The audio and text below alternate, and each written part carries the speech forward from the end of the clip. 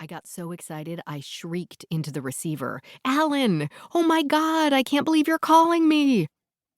I don't know why I did that. Alan's voice sounded serious, not quite somber, but weighed down with discomfort. He said, "I'm sorry to bother you, Elise, but there's an issue with your mother.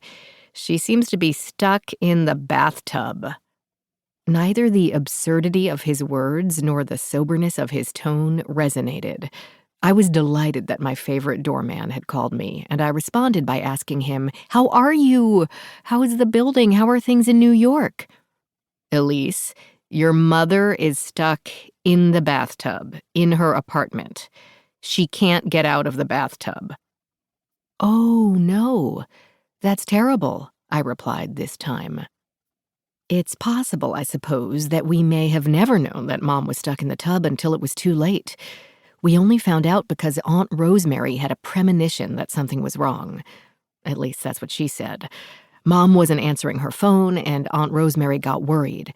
Instead of calling me, she called Mom's building and told Alan that there's an emergency, that someone needed to check in on her sister right away. Alan alerted the super. There's a new one, but I can't remember his name. Maybe it's Elon? I still can't believe Mr. Fuchs died. This super is baby-faced and handsome and polite and no match for Mom. And when he found her in her bathtub, she was agitated and swearing like a woman who has an expansive enough vocabulary to comfortably perform triage and discard the respectable words. I wonder what he said when he found her there. "May I please help you out of the bathtub, Mrs. Hellman?" And her reply? "Who let you into my apartment? Get the hell out of here, you perverted motherfucker." After that, Alan called me. He didn't want to chit-chat. "Elise, what would you like us to do?" I wanted to say, keep her in the tub. The idea of sentencing my mother to the bathtub for the rest of her life is, I'll admit, somewhat appealing. Instead, I said, "Alan, thank you so much for letting me know. I'll figure something out and get back to you."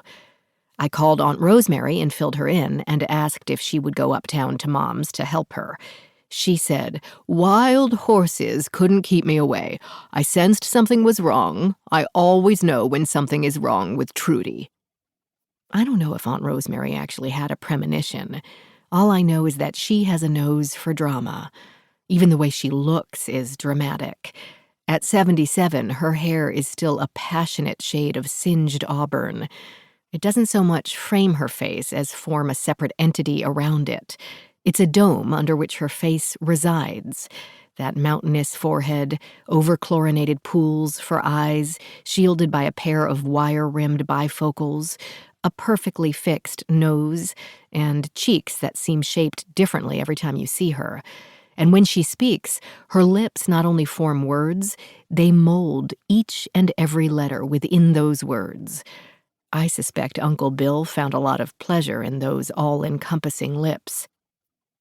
Aunt Rosemary took a cab uptown. I know this because she likes to complain about the high cost of taking taxis, yet says she'd rather be waterboarded than ride the subway, and compares taking the bus to a slow dance with eternity.